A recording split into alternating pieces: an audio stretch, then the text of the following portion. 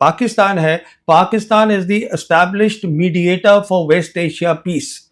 अगर यहाँ पीस होगी, उसकी मीडिएशन होगी, जो अभी हम उस स्टेज पे पहुंचे ही नहीं है, क्योंकि ये सीज फायर ही नहीं हो पा रहा है। अगर होगी तो फिर से पाकिस्तान होगा। पाकिस्तान का जो है, ये जितनी भी कंट्रीज हैं रीजन की, सबके साथ रिश्ता अच्छा है। आज अमेरिका को अगर देखिए, ईरान से अगर बात अमेरिका करेगा, ईरान के लिए आज मीडिएटर बेस्ट जो है वो पाकिस्तान है।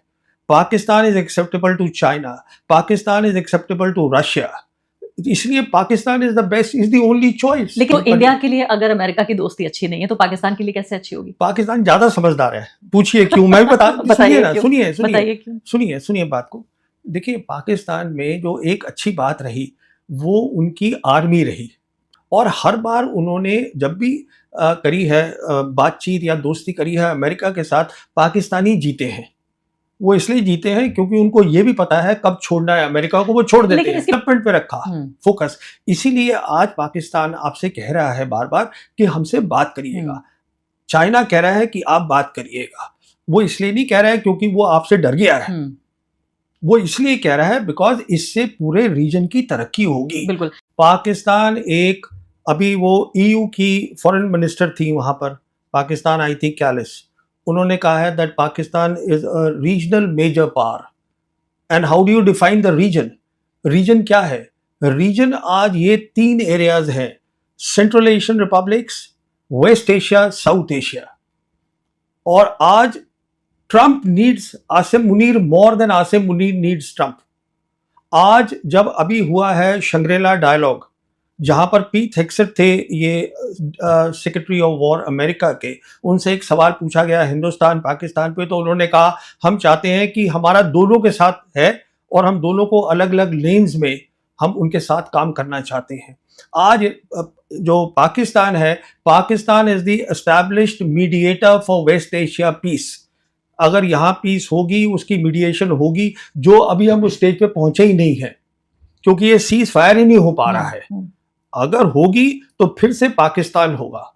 पाकिस्तान का जो है, ये जितनी भी कंट्रीज हैं रीजन की, सबके साथ रिश्ता अच्छा है। लेकिन फंस तो गया पाकिस्तान। पाकिस्तान कहाँ फंसा है? फंस ये गया कि अमेरिका ये चाहता है कि इससे पहले कि कोई भी सीज फायर हो, उसकी प्री कंडीशन, पहली शर्त ये लगा दी है कि अब्राहम अकॉर्ड्स पर ये मुस्लिम देशों को सिग्नेचर करने होंगे। क्या पाकिस्तान इजराइल को रिकॉग्नाइज कर सकता है? नहीं, देखिए, पहली बात तो प्रेसिडेंट ट्रंप को आप सीरियसली मत लीजिए, पहली बात। दूसरी बात, प्रेसिडेंट ट्रंप जो है, क्या वर्ड होता है, ही फील्स हेल्पलेस, लाचार है इस समय। यू सी, मैं इसलिए ये बोल रहा हूं, जो अब्राहम अकॉर्ड है, पाकिस्तान का क्या रिस्पांस आया उसके ऊपर? हम नहीं करेंगे। नहीं, उन्होंने कहा कि हम तो इसको तभी कंसिडर करेंगे अगर स्टेट ऑफ पैलेस्टाइन पहले करोगे। और उन्होंने ये कहा कि जहां तक नेतन्याहू है, he is a terrorist. This is a strong response coming. फिर क्यों गए सऊदी अरब? इसलिए उन्होंने ये रिस्पॉन्स दिया because they know that America needs them.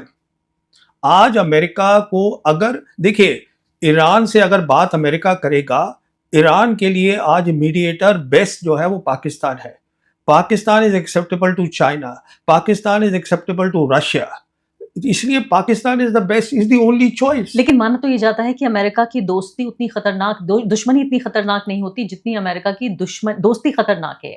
Henry Kissinger ने ये बात कही थी, और मैं जब एक पैनलिस्ट से बातचीत कर रही थी तो उन्होंने यही बात कही कि पाकिस्तान एक तरह के एक उलझन में फंस गया है कि वो दोस्त भी बनना चाहता है, और जाहिर है IMF और वर्ल्ड बैंक इस सब पर आधारित है उनकी इकोनॉमी। जो आपने पहली बात कही हेनरी किसिंजर की, वो सही है। इसीलिए मैं बोलता हूं कि हिंदुस्तान जो जुड़ गया है एकदम इंडिया अमेरिका के साथ, this is not a good policy. तो इंडिया के लिए अगर अमेरिका की दोस्ती अच्छी नहीं है तो पाकिस्तान के लिए कैसे अच्छी होगी? पाकिस्तान ज्यादा समझदार है। पूछिए क्यों, मैं भी सुनिए बात को। देखिए, पाकिस्तान में जो एक अच्छी बात रही वो उनकी आर्मी रही। सुनिए इस बात को, जो पाकिस्तान के आर्मी चीफ हैं, जब पहली जंग हुई जम्मू कश्मीर की, जब सीज फायर लाइन बनी 1 जनवरी 1949 को सीज फायर लाइन बन गई, उसके बाद जो रिस्पॉन्सिबिलिटी हो गई जनरल हेडक्वार्टर्स की, वो ये हो गई कि हमें इंडिया के मुताल्लिक जो फॉरेन पॉलिसी है उसको हम ध्यान रखेंगे। We are responsible and we are also responsible for the security of Pakistan, because उस समय जो उनका कैपिटल था दैट वाज इन कराची, 49 उधर कराची में था। अच्छा, उसके बाद क्या हुआ, जब उन्होंने ये टेस्ट कर लिया 1998 में टेस्ट किया पाकिस्तान ने। उसके बाद पाकिस्तान जनरल हेडक्वार्टर ने बोला अब हम फॉरेन पॉलिसी भी रखेंगे, हम करेंगे। कहने का मतलब ये है कि जो उनका जनरल हेडक्वार्टर है, जो उनकी टॉप लीडरशिप है, उसको एक्सपीरियंस बहुत है इन चीज़ों का। उनको देखिए ये चीज़ें एक्सपीरियंस से भी आती हैं, और हर बार उन्होंने जब भी करी है बातचीत या दोस्ती करी है अमेरिका के साथ, पाकिस्तानी जीते हैं। वो इसलिए जीते हैं क्योंकि उनको ये भी पता है कब छोड़ना है अमेरिका को, वो छोड़ देते लेकिन हैं। इसके पीछे तो मुझे लगता है सानी साहब यही है कि उनकी जो ज्योग्राफिकल लोकेशन है वो इस तरह से है कि वो बार्गेन कर सकते हैं, वो चाहें तो ब्लैकमेल भी कर नहीं, सकते नहीं, हैं। वो तो हमारी बॉर्डर्स, ना ना ना हमारा ना बॉर्डर तो ईरान से नहीं मिलता। ना ना ना ना हमारी बहुत अच्छी लोकेशन है। देखिए आज से जब मोदी सरकार आई थी उस समय ये बात होती थी कि जो तीनों बड़ी ताकतें हैं, मल्टीपोलर वर्ल्ड बन गई थी तकरीबन, लोग मानते हैं 2017 में। उस समय मोदी सरकार थी यहाँ। उस समय सारा फोकस जो था वो इंडो पैसिफिक के ऊपर था, यूरेशिया पे नहीं था। अब यूरेशिया पे चला गया है। तो इंडो पैसिफिक पे जो था, अगर आप हमारी लोकेशन देखें, हम बीच बैठे हुए हैं इंडियन ओशन के। तो तीनों बड़ी ताकतें हमसे बात करना चाहती थी, पर हमने कहा कि हम चीन से बात नहीं करेंगे, और हमने कहा कि जो रशिया है वो अब इट इज अ पावर जो डिक्लाइन में है। जो हमारे अभी सीडीएस रिटायर हुए हैं अनिल चौहान, ये उनकी स्टेटमेंट है, हम सिर्फ अमेरिका के साथ बात करेंगे। तो कहने, और अमेरिका हमको जो है वो बराबरी से बात नहीं करता, अमेरिका किसी के साथ बराबरी से बात नहीं करता, उनकी आदत यही है। कहने का मतलब ये है कि ये लोकेशन तो एक चीज होती है, दूसरी चीज क्या होती है जो पाकिस्तान के हक में है। एक लोकेशन है, मुस्लिम नेशन है, न्यूक्लियर वेपन है, दुनिया इस नतीजे पर पहुंची है, जो कि ईयू के foreign minister this lady also said the same thing in Pakistan, that you are a regional major power. How did they come to this conclusion? उसी तरीके से जैसे अमेरिका पहुंची बिकॉज ऑफ ऑपरेशन सिंदूर। लेकिन अगर इतने ही शानदार लोग होते तो इकोनॉमी इतनी खराब अब देखिए ये दो बातें हो गई। नहीं, तो लेकिन आप बताइए आर्मी का भी पूरा बजट। नहीं, सुनिए बात को, ये दो बातें हो गई। अब security policy, foreign policy, governance, these are separate things. अब गवर्नेंस में कमजोरी है, वो उनको ठीक करनी पड़ेगी। लेकिन देखिए एक गरीब मुल्क के लिए, आपने चूंकि उनकी आर्मी की तारीफ की, इसलिए मैं सवाल यहाँ पैदा होता है कि कितने गरीब मुल्क के लिए सिर्फ इसलिए कि उनकी पूरी आर्मी और पूरी जो उनकी स्ट्रेटजी है वो इंडिया के अगेंस्ट है, इंडिया सेंट्रिक है, इसलिए एक बड़ा हिस्सा उनके बजट का जाता है उनकी आर्मी। हमारे यहाँ भी बहुत कोशिश करते हैं लोग कि ज्यादा से ज्यादा डिफेंस को जाए बजट। हो सकता है आप एक पूर्व सैनिक के तौर पर आप भी इस बात की वकालत करें, मैं इसकी वकालत नहीं करती कि ज्यादा बजट जाना चाहिए डिफेंस को। मुझे लगता है वो एजुकेशन में जाना चाहिए और दूसरे वेलफेयर के कामों में जाना चाहिए। लेकिन अगर यही आर्मी का ये पूरा कंट्रोल नहीं होता तो उनकी इकोनॉमी बेटर होती। क्यों वर्ल्ड बैंक, आईएमएफ और अमेरिका और साथ साथ सऊदी अरब, यूएई, इन सब की डोनेशंस पे तो ये मुल्क, ये जो मुल्क है हमारा पड़ोसी मुल्क, ये डिपेंड करता है। तो इतने शानदार कैसे हो गए, इतने कामयाब कैसे हो गए? तो अब आप इसका जवाब सुनिए। जवाब इसका ये है, ये दोनों चीजें अहम होती है, देश की तरक्की, डेवलपमेंट, और आपकी सॉवरेन इंटीग्रिटी, कि आपके बॉर्डर सिक्योर हैं।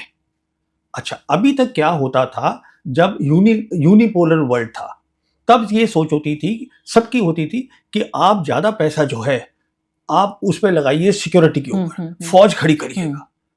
अब एक जो नई सोच आ रही है, जिसका मैं बता रहा हूं न्यू वर्ल्ड ऑर्डर, इसमें एक नया कॉन्सेप्ट आ रहा है, जो कि जिसको सपोर्ट कर रही है चाइना और रशिया, और जो शी जिनपिंग ने प्राइम मिनिस्टर मोदी को भी बताया था अक्टूबर 2019 में, जब महाबलीपुरम में सेकंड इनफॉर्मल समिट हुई थी। उसको कहते हैं हम कलेक्टिव सिक्योरिटी। उसका मतलब ये होता है, मिसाल के तौर पर हमारे जो है प्रॉब्लम है, पाकिस्तान को और हिंदुस्तान को लाइन ऑफ कंट्रोल है, तो उसके लिए हमें क्या करना है, बातचीत करनी है। ये देखना है कि किस तरीके से हम उसको, जो हमारा डिफेंस है, उसको हम सिक्योरिटी में कन्वर्ट करें। वो एक अलग कॉन्सेप्ट है, जिससे कि ज्यादा पैसा जो है वो डेवलपमेंट में लगाया जा सके। मिसाल के तौर पर ये सलाह जो है, ये पाकिस्तान को, जब हमने 5 अगस्त 2019 को ये 370 और 35A हटाया जम्मू कश्मीर से, उसके बाद ये general Bajwa, Imran Khan prime minister, ये सब गए थे वहां पर चाइना। तो शी जिनपिंग ने खुद बताया था जनरल बाजवा को, जो जनरल बाजवा ने मुझे बताया था, जबकि उनकी 2022 में नेशनल सिक्योरिटी पॉलिसी इस्लामाबाद में उन्होंने करी थी, पब्लिक करी थी, तो मुझे भी वहाँ पे इनवाइट आया हुआ था। तो हाँ, मैंने उनसे खड़े खड़े ये बात करी थी।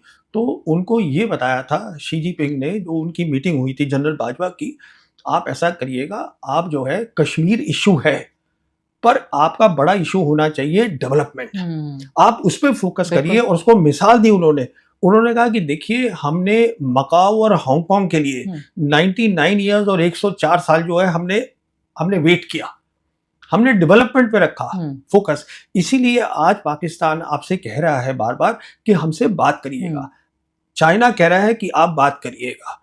वो इसलिए नहीं कह रहा है क्योंकि वो आपसे डर गया है, हम्म, वो इसलिए कह रहा है बिकॉज इससे पूरे रीजन की तरक्की होगी। बिल्कुल तो इसको हम बोलते हैं कलेक्टिव सिक्योरिटी, जो समझनी है ये समझना क्या चीज। होगा कि जंग का नहीं शांति का वक्त है। हाँ, लेकिन मैं चूंकि अब डोमेस्टिक पॉलिटिक्स अगर देखने की आप हाँ, कोशिश करें जी, जी। पाकिस्तान की, तो उसमें साफ तौर पे यही हम्म, होता है कि भारत को डराकर ज्यादा से ज्यादा, भारत के नाम पर डराकर ज्यादा से ज्यादा फंड जो है वो शिफ्ट किया जाता है। मिलिट्री का पूरा टेक ओवर है। जो भी वहां गवर्नेंस का स्टाइल है, मैं तो उससे बिल्कुल सहमत नहीं हूँ। और एक ऐसे व्यक्ति के तौर पर जो समझती है कि हमेशा सेना को सरकार के मातहत होना चाहिए, ना कि अदर वे अराउंड। तो ऐसे में मुझे ये बताइए कि ये डायलॉग मुमकिन कैसे है? क्योंकि जो वहां की डोमेस्टिक पॉलिटिक्स, हमारी डोमेस्टिक पॉलिटिक्स उस पर भी हम लगातार चर्चा करते हैं, लेकिन इनकी डोमेस्टिक पॉलिटिक्स पे चर्चा कर लेते हैं। वो भारत के नाम पर डरा कैसे पाएंगे अपनी आवाम को? इलेक्शन कैसे जीतेंगे ना ना ना अगर मैं अगर बता, बातचीत शुरू हो जाएगी? बल्कि उनसे बात करना आसान है। मैं समझाता हूँ कैसे आसान है। देखिए, इसमें ऐसा है कि आज जो है आर्मी चीफ जो है उनका, जो फील्ड मार्शल आसिम मुनीर है एंड द जनरल हेडक्वार्टर्स, वो उनकी सिक्योरिटी पॉलिसी भी कंट्रोल करते हैं, फॉरेन पॉलिसी भी कंट्रोल करते हैं।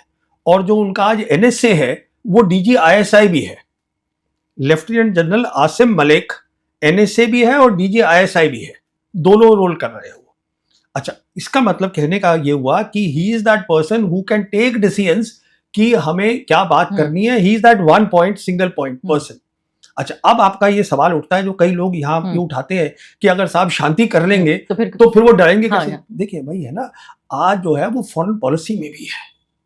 आज जो है अभी ये जो ईयू की जो आई थी the foreign minister of EU, उसकी रिपोर्ट आई है कि वो जनरल हेडक्वार्टर गई मिलने के लिए आसिम मुनीर से, because she also understands he's an important man, we need to meet him.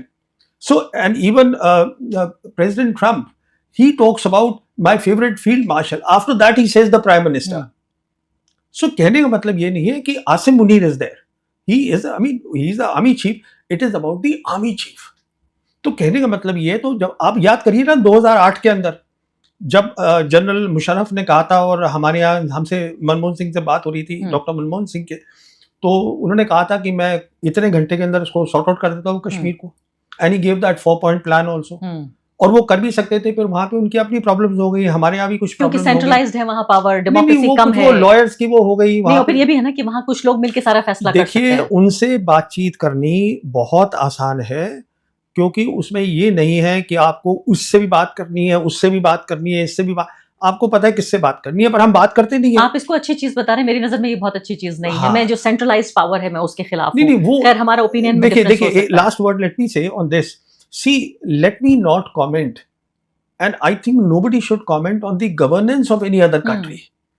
अब वो भी हमारी गवर्नेंस पे कमेंट कर सकते हैं, अच्छा नहीं लगेगा। एक फ्री वर्ल्ड में तो होनी चाहिए सबको किस बात इजाजत, की? इस नहीं बात नहीं की नहीं, इजाजत। देखिए, ये चाइनीज की मुझे एक बात बहुत अच्छी लगी। शी जिनपिंग ने एक इनिशिएटिव अनाउंस किया जिसको क्या बोलते हैं, ग्लोबल सिविलाइजेशनल इनिशिएटिव, कि आप रिस्पेक्ट करिए दूसरे की सिविलाइजेशन में, आप उसकी आइडियोलॉजी में दखलबाजी या इंटरनल मैटर में दखलबाजी मत। जी हाँ दोस्तों, जैसा कि आपने देख लिया परवीन स्वानी का धमाकेदार इंटरव्यू, जिसमें वो बयान करते हैं कि पाकिस्तान एक समझदार मुल्क है, जैसा कि इंडिया से वो ज़्यादा समझदार है।